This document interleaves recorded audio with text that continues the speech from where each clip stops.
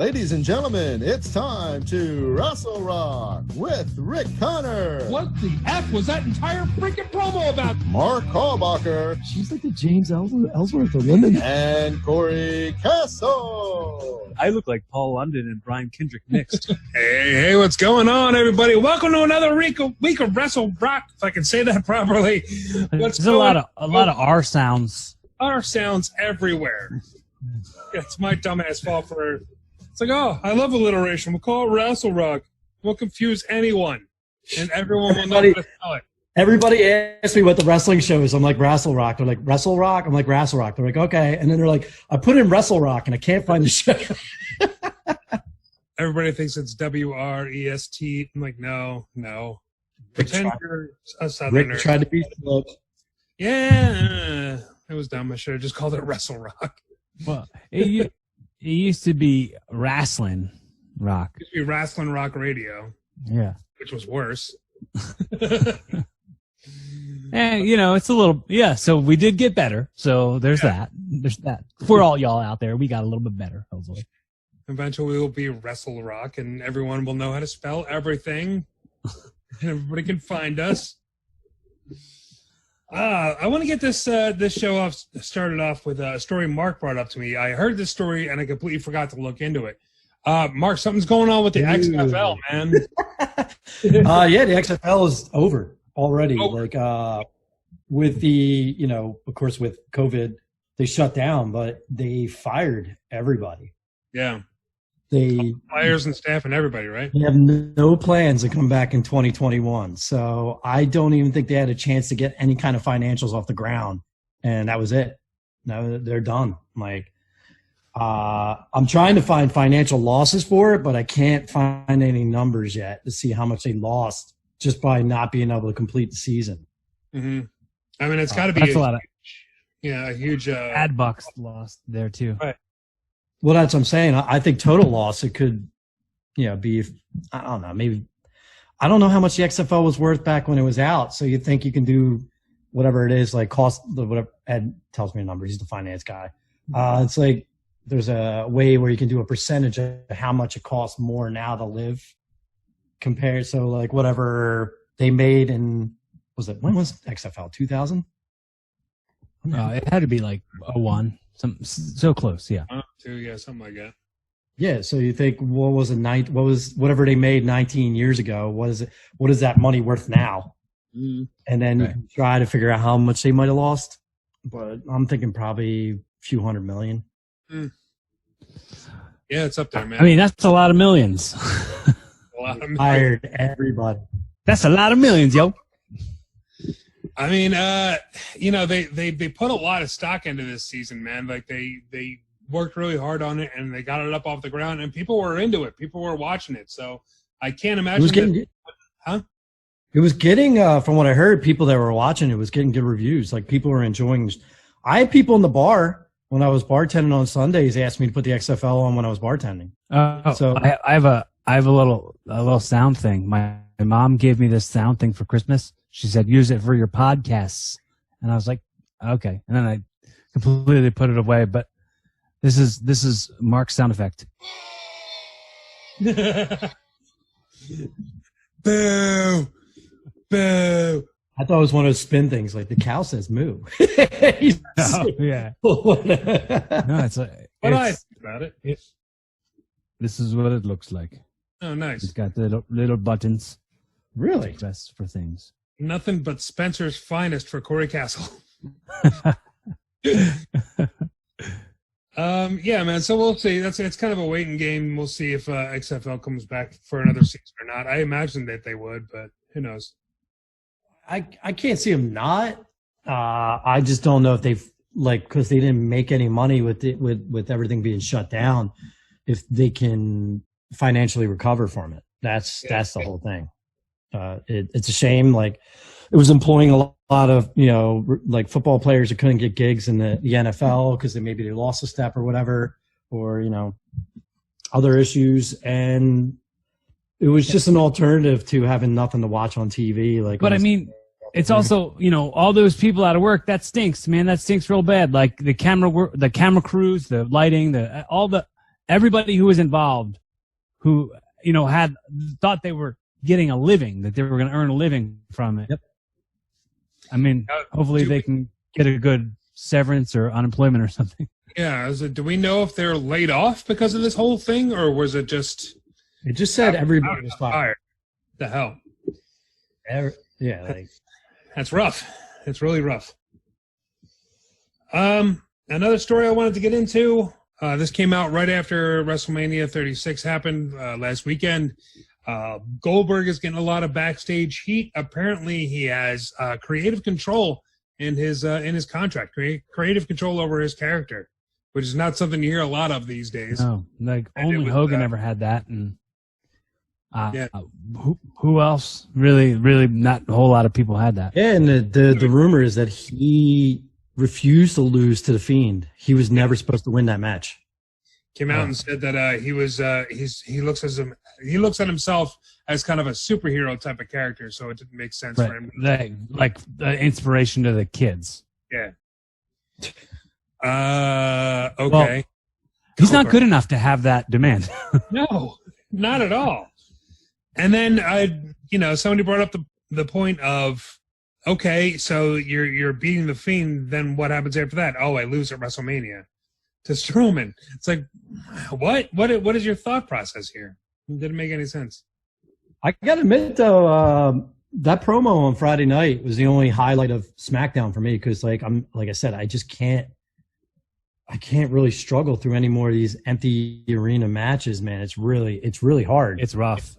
And but for him to come out and then go through their history, a lot of people liked it. I didn't think I didn't like it. It was like Strowman trying to get like some kind of like mental edge right off the bat when he said, like, I'll let you, whatever, let me in or whatever, I'll let you in. Yeah. I thought that was stupid, but I mean, I don't know. I guess Strowman's just a transitional champ, and they're going to put the belt back on the Fiend so they can finally have their. I thought he was going to lose it to Shinsuke. I wish he did. That would have been cool. That would have been a real shocker. That would have been crazy. Yeah. Crazy. Usually they say like the night after Mania or whatever, but it's the Friday after Mania, to have it like be lost all of a sudden to Shinsuke Nakamura would be neat ass. Not only that, like later on in the future, like we've never seen Roman Shinsuke. No. Like that would be an interesting program. Plus with Sami Zayn and Cesaro, running around the ring and everything. It's actually a good foil for Roman. They always have him like everything stacked against him like they used to do Cena. So it would fit in their little superhero world champion mold. Yeah. So whatever happens with the Universal title from here on out is Goldberg's fault. So we just got to remember to blame that guy. Well, it's Goldberg. What do you want, man? Like the guys. Want to retire guy. He's never Hall of Famer already, just like right off into the sunset. Well, yeah, I know, but he's just one of those dudes who's never got it. He never understood the entire business. He still doesn't really understand the business. He was just groomed to win, and he thinks that's all he's supposed to do. Right. Just handed the brass ring on a silver platter. It's kind of like that stuff was getting out about Ronda. Did you hear about that? Ronda was basically saying like us as a fan base can go F ourselves because like she thought she was going to come in and she's like, I'm Ronda Rousey and I'm your new hero, and everybody was going to cheer her. Yeah. And people just got like pretty quickly. And now she's all bitter and miserable because the fans don't like her. Mm-hmm. Yeah, well, I mean, did you guys see the Ronda documentary on Netflix? No. I saw it on the options, but I didn't watch it. I did watch Brawl for All. I did watch the Brawl for All, Dark Side of the Ring. Yes, I heard there's some good stuff in the Dark Side of the Ring Brawl for All. But Jim Cornette rules.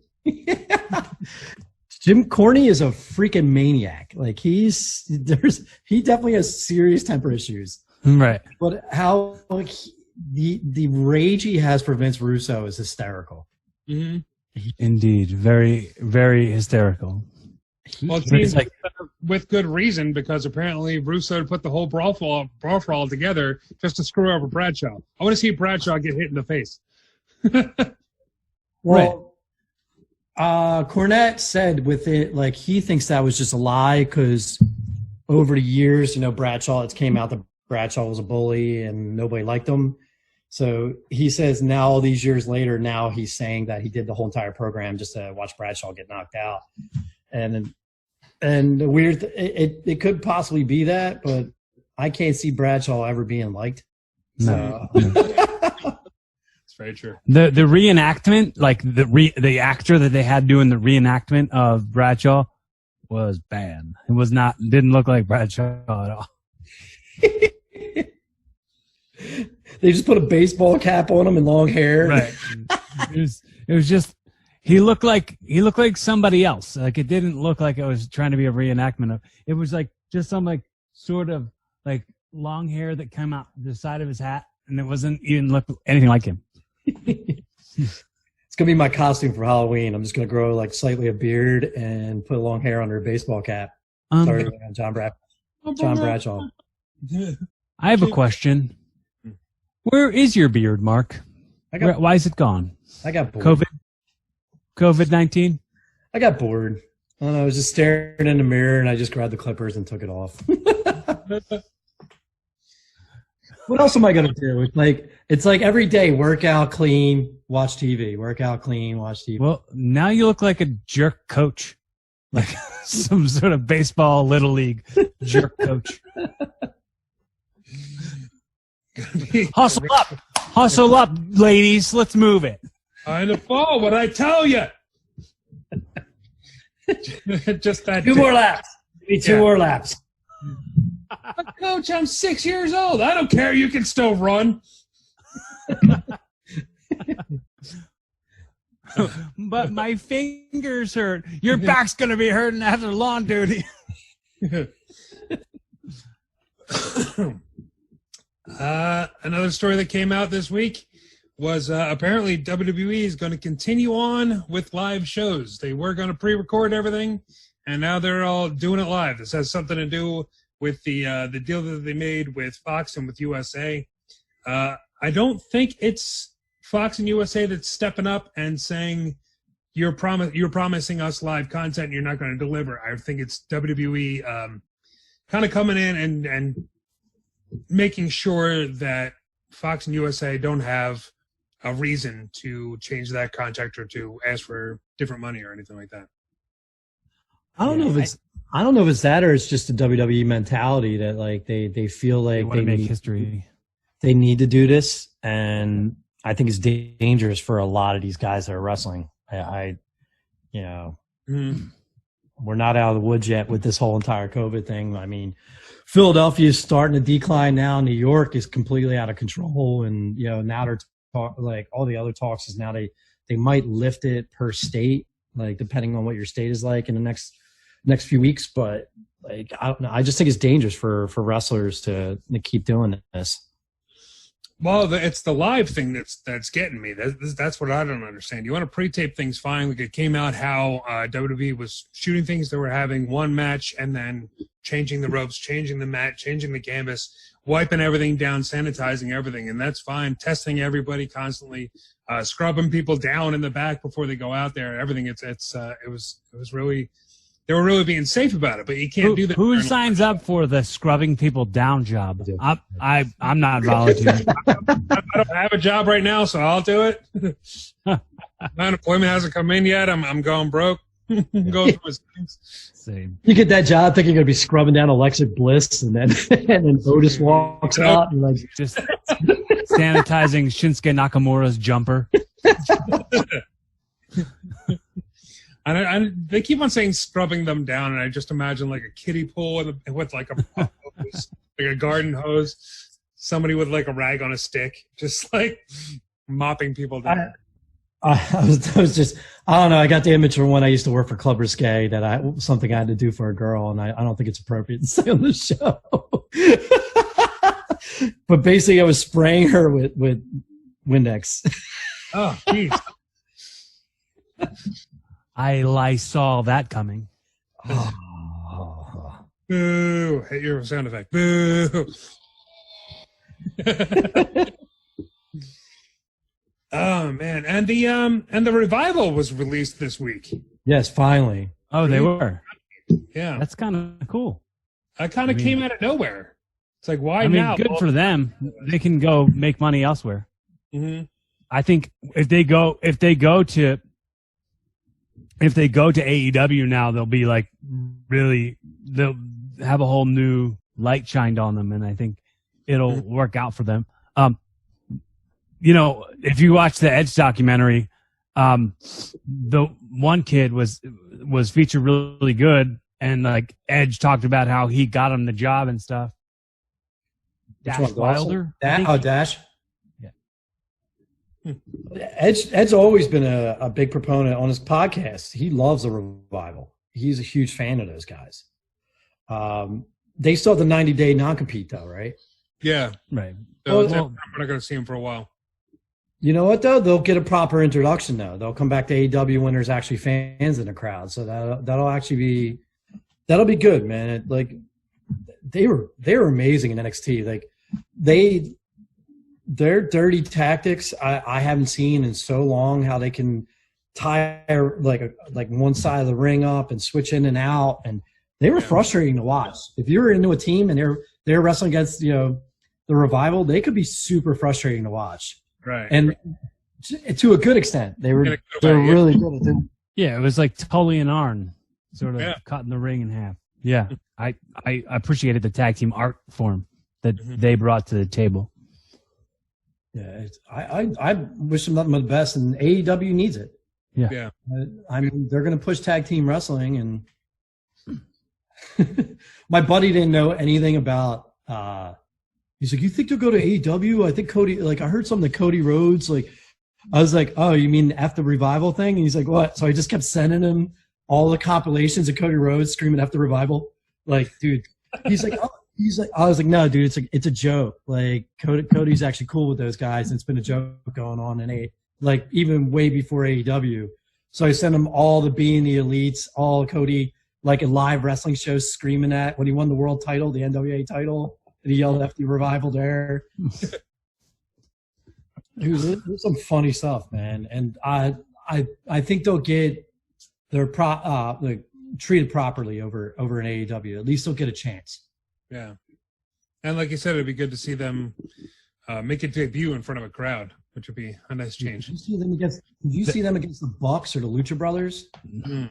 Ooh, that stuff's gonna be awesome. Dude, this is the greatest time, I think. Like, you get that 90-day non-compete, like, a lot of people are going to be on the shelf all this time, so you're not missing any certain person. Like, it seems like the WWE is giving us, like, B talent, trying to step up and be A talent, but, like, you're not missing them anyway, because not a lot of people, I don't know if a lot of people are even watching the products right now. There's a lot of lower ratings for pretty much all the shows. They lost probably about over 500,000 people watching. Like, a lot of people just aren't interested in these no fan shows. Like, it's hard to watch, and it's hard to watch. I mean, I'm watching it right now with the sound off, and it's just equal. It's like. It feels like you're at like an open mic comedy show and people are doing bad jokes. That's what it feels like. And there's like four people sitting there because no one showed up. That's what it felt like when they had fans in the crowd anyway, because WWE fans just would not give you a reaction for anything. Right. Well, you don't know how good it is till you miss it. Yeah, that's true. Very true. A lot of people are saying that they can't wait for this whole no fans thing to be over. AJ Styles saying that he wants a rematch with The Undertaker, but he wants it in front of a crowd. Finn Balor was just on NXT this week saying as soon as we get a crowd back in, we're going to have Balor versus Walter, which is nice. So it's stuff to look forward to. It's reminders. Is it that, or is it because Balor's trapped in the United States and Walter's over in the UK and they can't really? It might be. It might be. But who knows? If not, I think they would have pulled. If not, I think they would have pulled the trigger on that match already. If not, like this week coming up or whatever. Do you think Rhea lost the NXT championship at Mania because of the visa problems they were having with her? Possibly. Possibility, yeah. Because with the whole what do they call it? Like the world in crisis or whatever, the global condition or whatever they're calling it. With that whole thing, global pandemic. Yeah, when you have a visa problem on top of that, they probably want you back in Australia. So, and it's probably the same thing with Walter as well. I didn't even know there was a visa problem, but if there is, yeah, I didn't even know she had a visa problem. Yeah, it was something about that she had to return to Australia because of it, but I don't know if they're keeping her there, and that's why they took the title off. It's a possibility. I did hear that they want that title on Charlotte because she's going to work NXT and Raw. Well, she's going to be working Io Shirai, which should be interesting. That's going to be good, yeah. And then if she comes back to Raw with it, Belair is pretty much on the main roster now, so we could have Charlotte versus Belair on Raw. Get people on both shows getting watched there. I forget his name off the top of my head. Is it Jordan Devlin, the guy that won the cruiserweight title? What happened with him? I know like there's an interim championship, but I didn't know what happened with him. I didn't have a chance to look. He had to go. He's in the UK. He lives in the UK, and he has to stay in the UK. So he gave up the title. He's like, I can't defend it. So, and then I think they're going to have a tournament next week, if I'm not mistaken, on NXT. And as me saying I didn't have a chance, that means I was sitting on the couch watching Ballers. Something else. You're watching Ballers? I've been watching Ballers. Who's the guy that wrestled Sheamus on SmackDown? Some jobber. Okay. I don't know. Why? I couldn't tell you what his name was. There was a lot of squash matches happening. Yeah, I thought it was Dolph Ziggler, and then I was like, this guy looks too much like Van Hammer. Well, I mean, they had a lot of there were squash matches all over the place. I don't know why they're doing it exactly. Maybe it's just who's local and can get. People are trying to get jobs. Mm-hmm. No, I think it's just. I just think it's NXT trainees that are left in the Performance Center or live near the Performance Center. Just using those. They live in the Performance Center. They have. Because when Gronk got the 24/7 championship, they had all those people around like they normally do. I didn't know one person in that crowd, so they had to be just Performance Center people. And those people weren't socially distant from each other either. Not at all.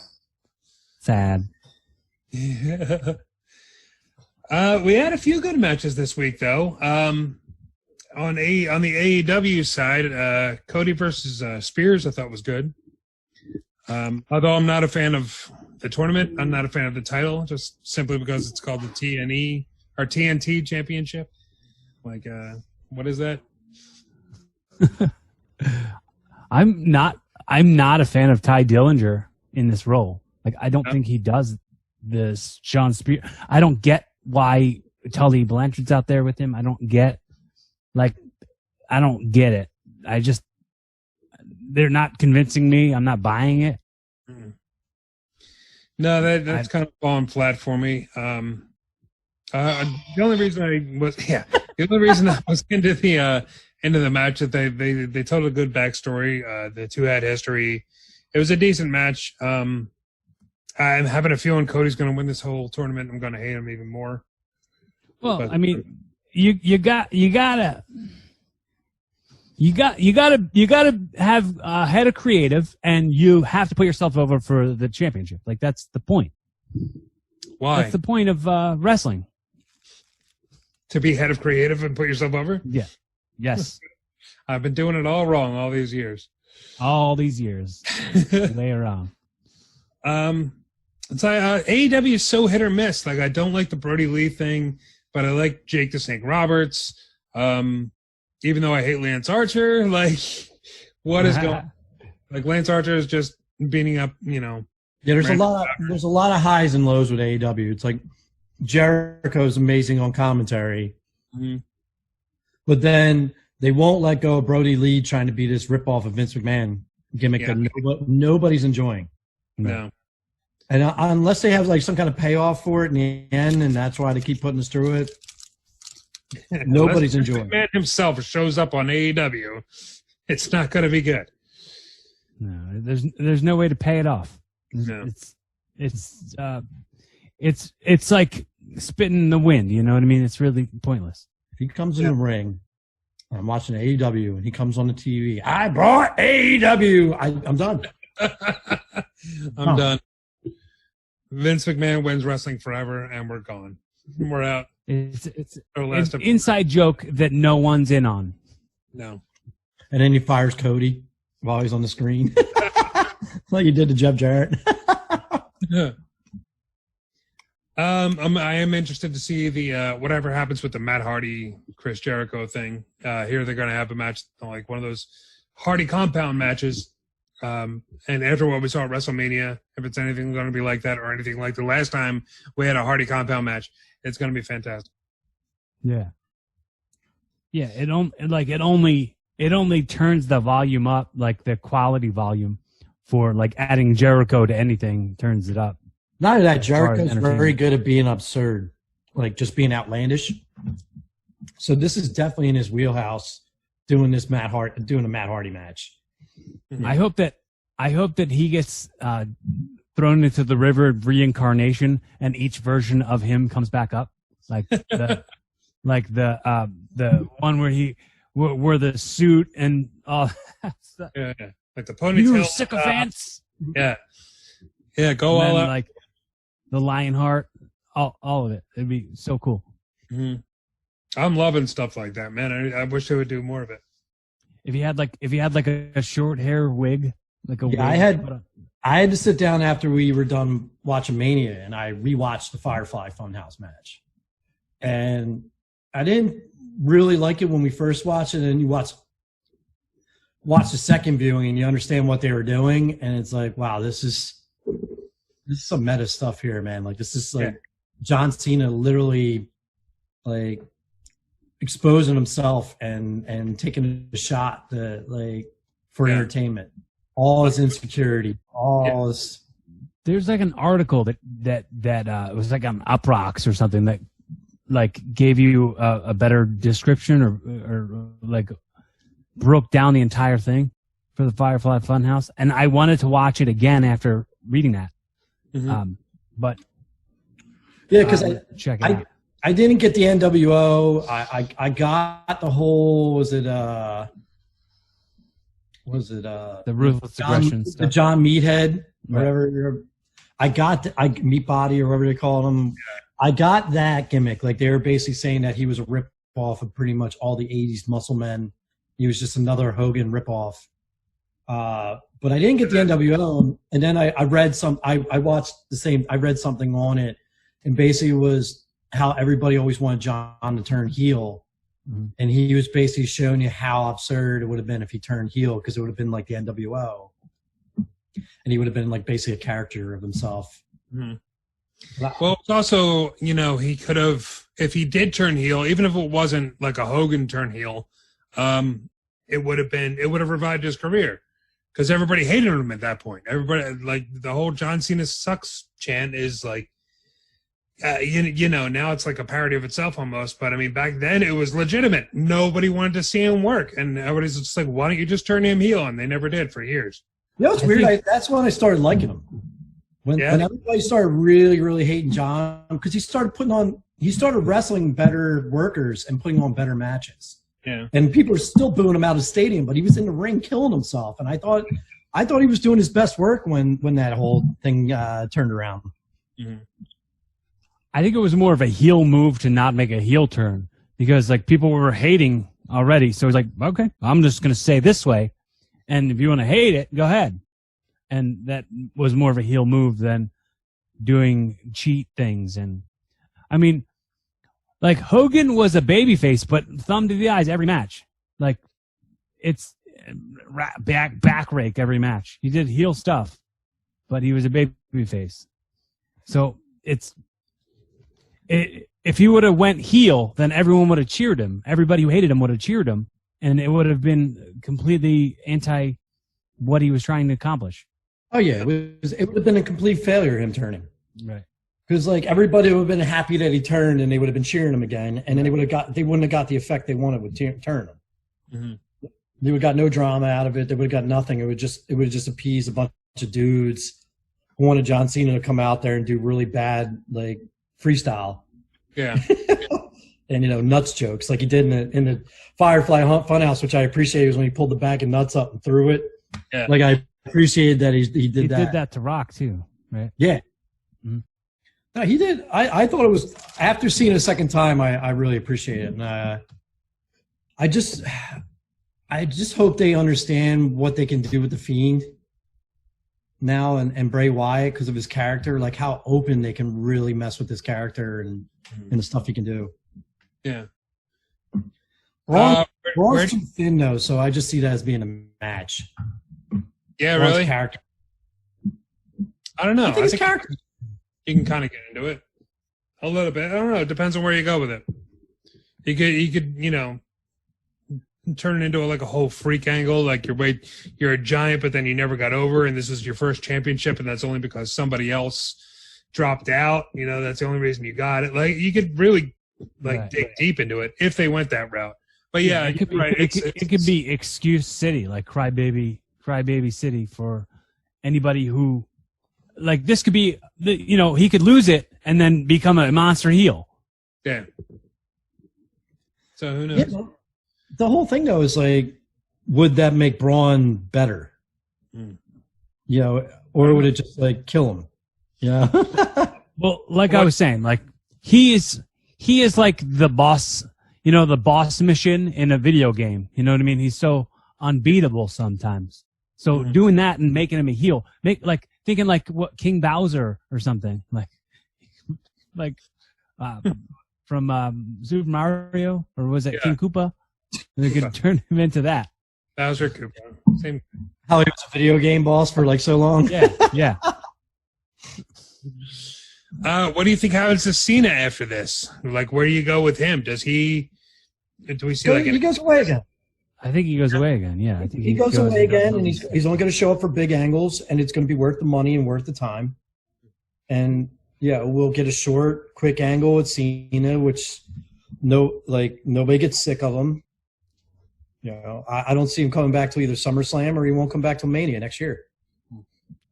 You know what I think would be really cool? I mean, this is just like a hypothetical shot in the dark. If they had Drew McIntyre beat Braun Strowman for the Universal Championship, and he was like, well, I'm the main champion. I'm both champions now. He'd be Drewy 2 belts.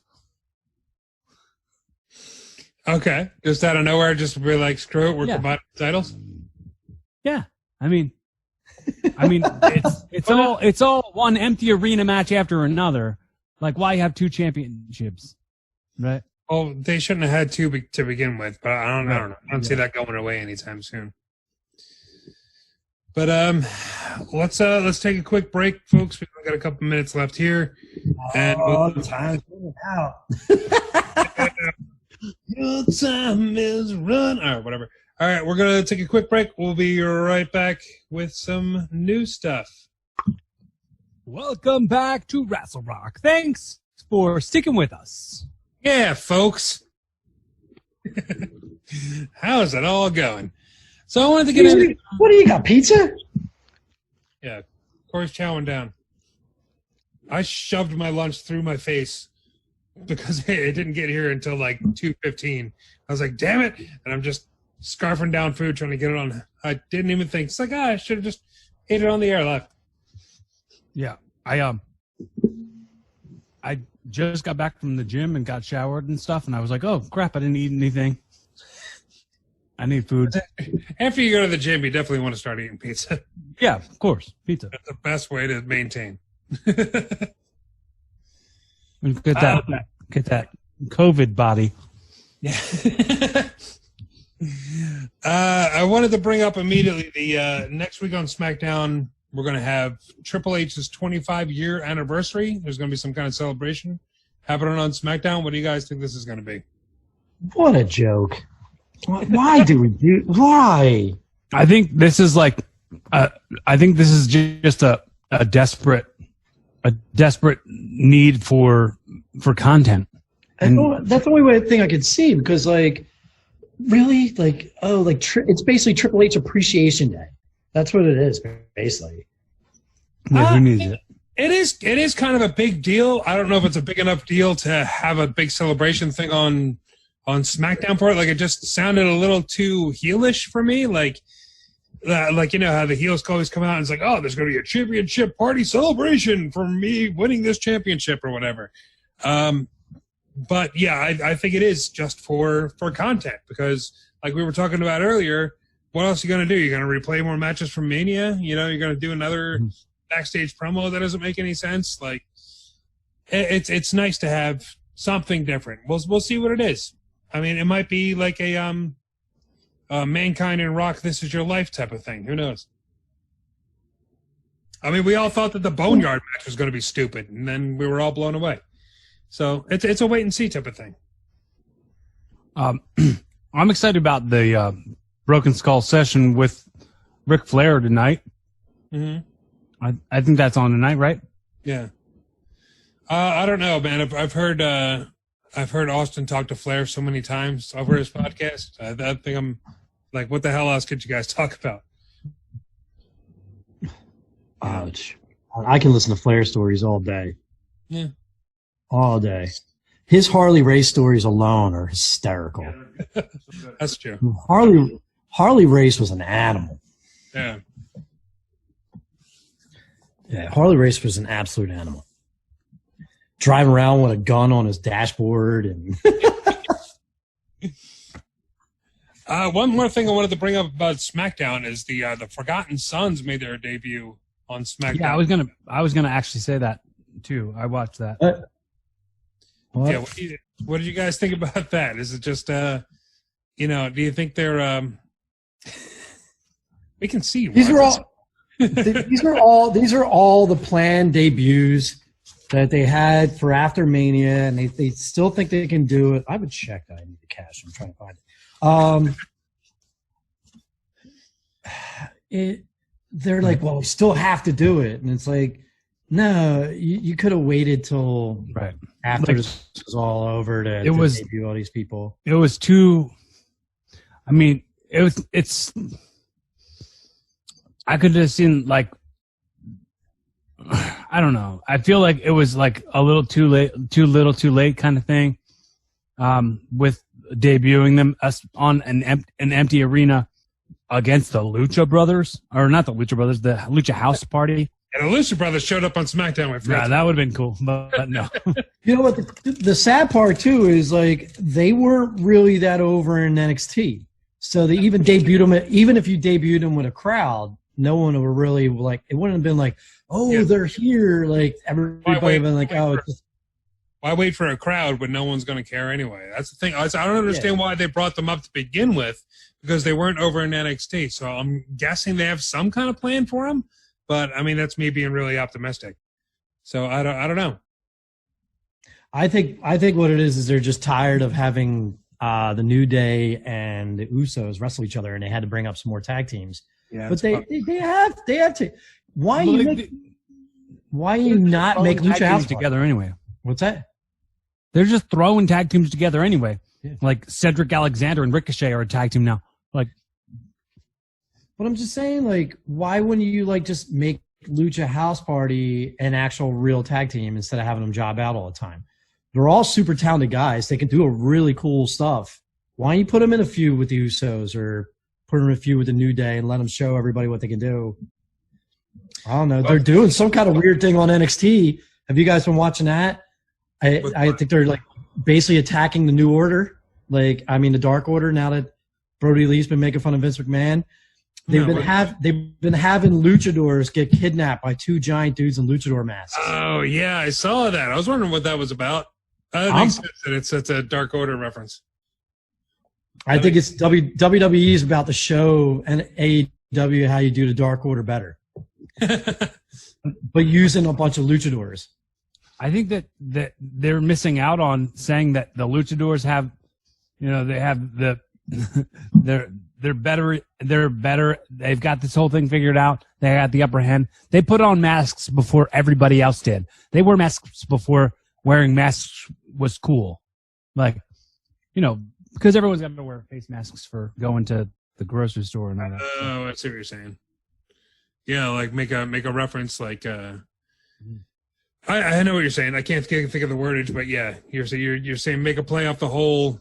Everyone has to wear a mask when they go outside, and then they're wearing a mask their entire lives on purpose. Right.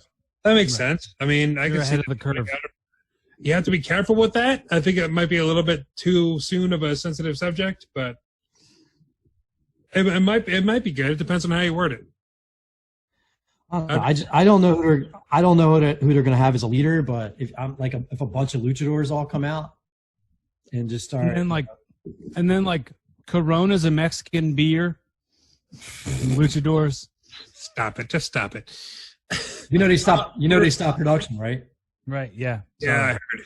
Corona stopped production because nobody was buying their beer because idiots think that's the reason why there's a coronavirus. I don't. America. God damn it! God damn it! America loses again. We're the most brilliant and stupid country in the world.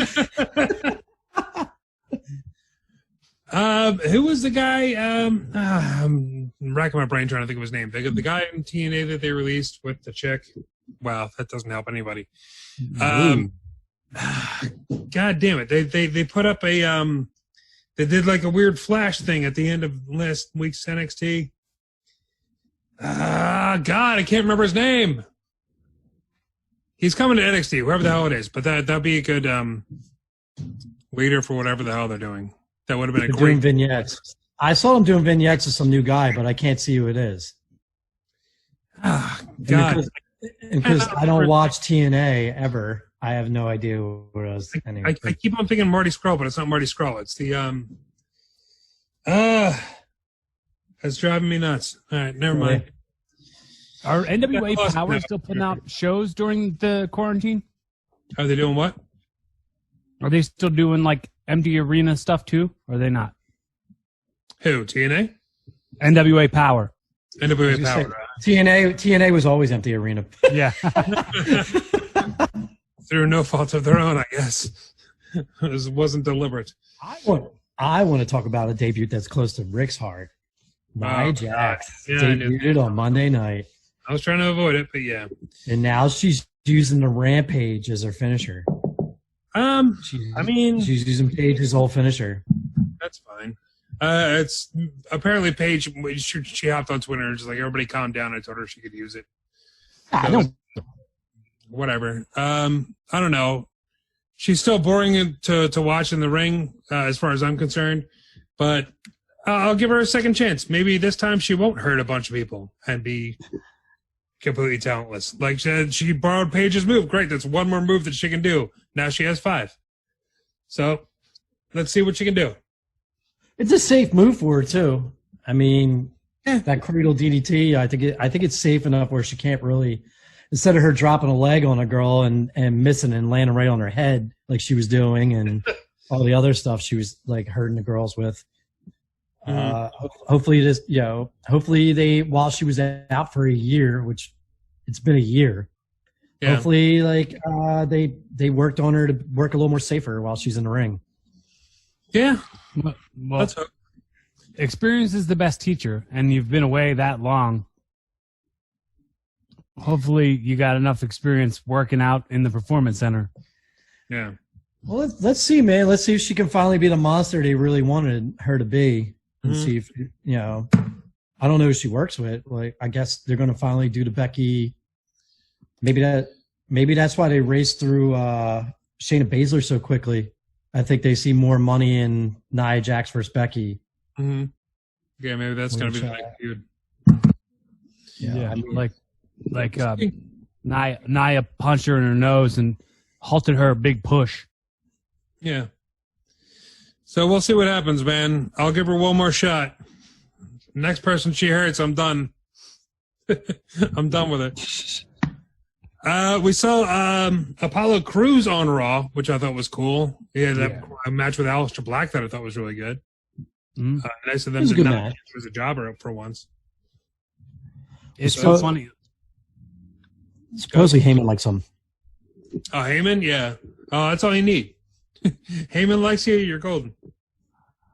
I laughed at how, like, he was, like, knocked out in the ring, and, like, Aleister was, like, sitting next to him, and he saw on his, like, knee pad cover, it said, "Too easy." What's too easy? Huh?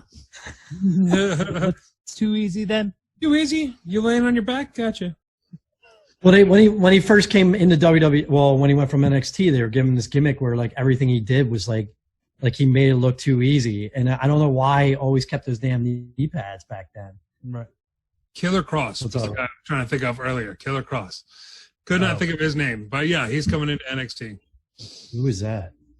I'm sorry. I don't watch TNA ever. I don't watch it either, but I've heard that name. I've heard, like, you know, he's really good. Dating some chick that is also coming with him, I believe. Can't remember her name either, but don't worry about it.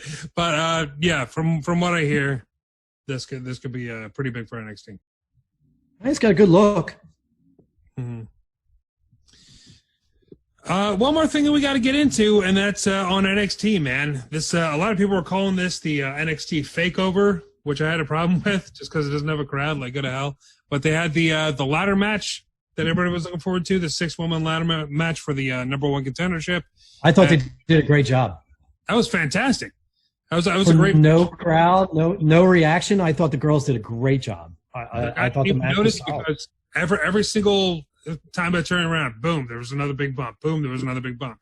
They really went all out with it, and with the Io Shirai on top of it, that means you're getting Charlotte Flair versus Io Shirai. That is going to be insane, and I'm going to love it. Another person for Charlotte just to run through. She's got the golden shovel. Forced horseman. They talk about Cena. That woman just buries talent. Buries them. That's so funny. I'm going to beat you and send you back to Australia. Good luck with your pizza problems. Did you say visa or pizza problems? Like good luck with your pizza problems. Time is money and money is power. Power is pizza. That was a Parks and Rec quote. Yeah, nice. One more thing to talk about, Ciampa and Gargano, man. I thought they tore the house down. I thought this was absolutely great. I'm actually watching that right now. Are you? It was another cinematic style match. I really liked the way everything looked, man. Like the dark arena, the fog coming through. I thought everything was great. The camera angles, thought it looked really cool. I know. It's just for me, the hard part is like they're making Johnny the heel, and Ciampa's supposed to be the face, and Ciampa still acts like a heel. That, you know, he called him boy over and over again and stuff like that. That's the only thing that got under my skin. Like, you know, you wanted this boy, and like calling someone boy is very heelish. Yeah, it is. You know, and I like the twist with Candice. Because that whole scene where, like, he started feeling bad for Johnny, and he was, like, pretty much, like, you know, holding him, and they were, like, Johnny looked like he was crying, and then it just turns into laughter. It was great. So that actually surprised me. I didn't see that coming, because I thought it was just a heel turn from Candice LeRae. You know, like, I didn't understand what was happening, and then she kicked Gargano or Ciampa, and I'm like, is this a double face turn? What the hell is going on here? And then it was a plan all along. Oh my God. And it really, I was like, oh, that was really clever. I didn't see it coming. Maybe other people did. I thought it was clever, and I thought it was smart, because, like, they've been using Candice through this entire feud, like, you know, trying to get Johnny to stop fighting him and trying to get both of them to stop fighting each other. Mm-hmm. And her finally joining Johnny and, like, finally, like, being on the same page. Did Triple H ref the match? No. Nah, he just came out and told him, like, this is it. Oh, yeah. Okay. No more. This is it. Whoever wins, it's over. It's over. I need both of you guys to talk very good about me next Friday on SmackDown. My 25th anniversary. That's pretty much it, man. That's your week in wrestling right there. I had a great time watching wrestling this week. Media and then all the other shows. It was great. I definitely ask all you guys this week. It's going to be interesting. See Dark Side of the Ring, Jimmy Snuka. Oh, this one should be. The upcoming episode is going to be. It's Jimmy Snuka and the murder of that girl. I forgot her name. I apologize. I don't mean to be rude to her. I forgot her name. Well, I know. Just a quick side on that. You know the Nigerian Nightmares, Aaron Gainey and then Chucky. Yeah. Chucky, the other Nigerian Nightmare, not Aaron.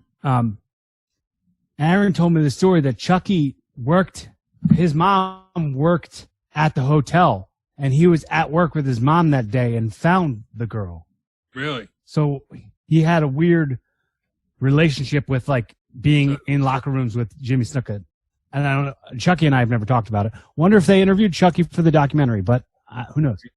Maybe. Most likely it's probably the same people they interview for all of them. Jim Ross, Jim Cornette. Jericho's there. Don't get me wrong. Yeah, don't get me wrong. I love seeing, Ross and Cornette's view of, especially when they do stuff back then, because they were such a huge influence on the business back then.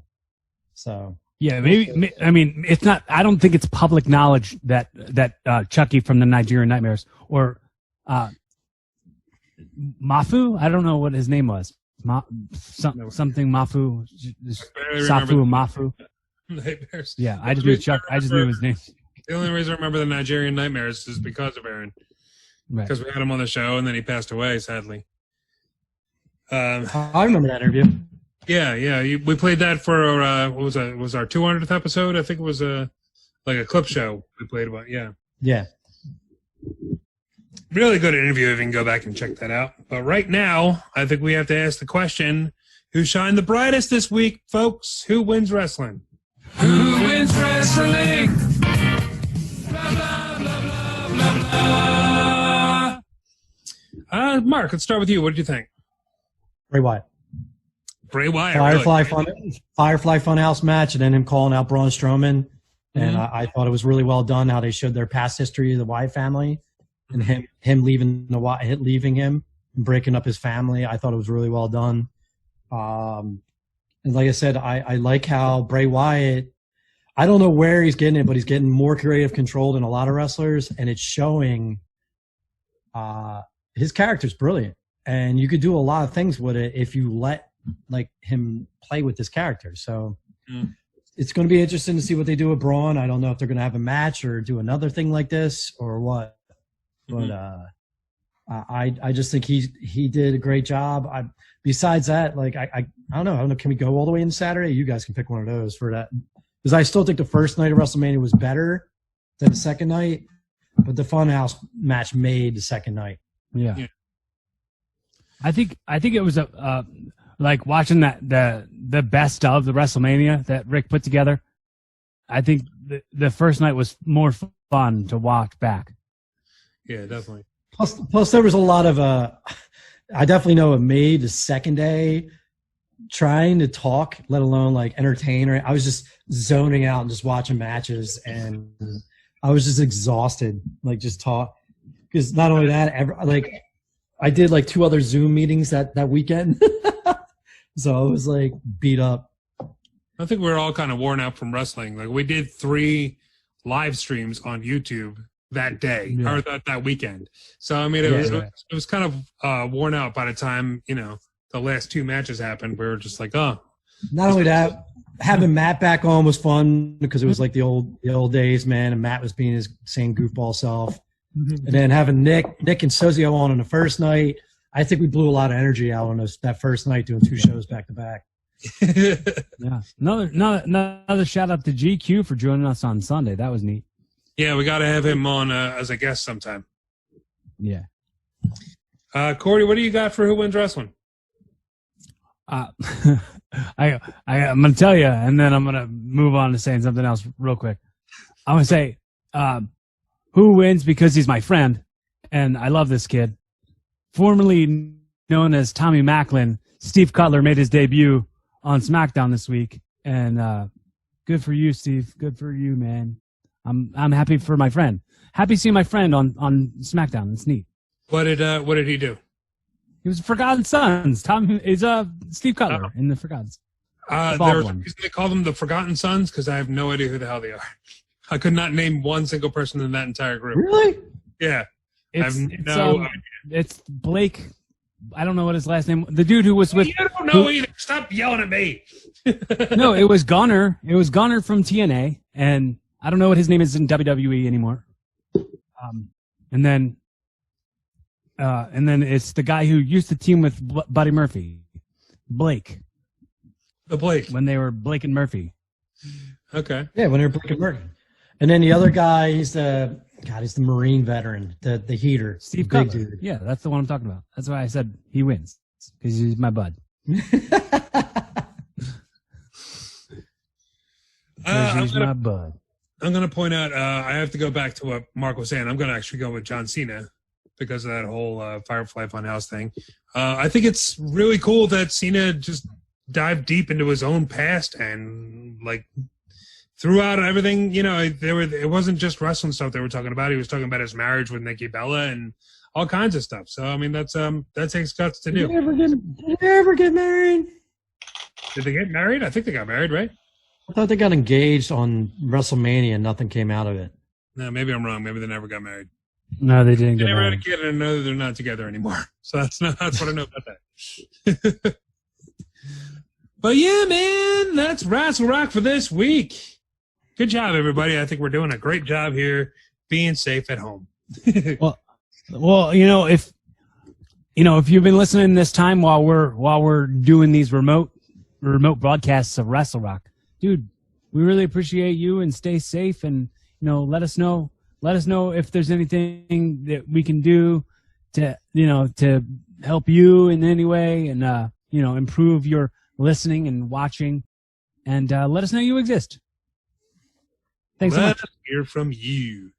Thank you very much. You can see this and every episode of Wrestle Rock. If you want to actually see the video of it, you can see it on my YouTube channel. It's tinyurl.com/YouTube Rick Connor, CONNOR. And you can see some pretty cool matches that we were talking about from like DCW and WPW and all kinds of stuff there. And also, if you're digging our show, man, check out our merchandise store at teespring.com/stores/wrestle-rock. Everything on there is connected to a charity, so go and help somebody out. Anybody else got anything you want to throw out there? I'll be on Sozio's podcast either this week or next week. He's supposed to hit me up tonight to let me know when he wants to do the interview. That's going to be all three of us there that have done that podcast. That's pretty cool. Can you do my favorite football team's intro on your echoey loud mic? Ladies and gentlemen, thank you very much for coming out. Now please welcome your Santa Monica Gallers! I need an applause thing on this. Hold on. Do it again. I got it. I got you. Ladies and gentlemen, thank you very much. Please welcome your Santa Monica Gallers!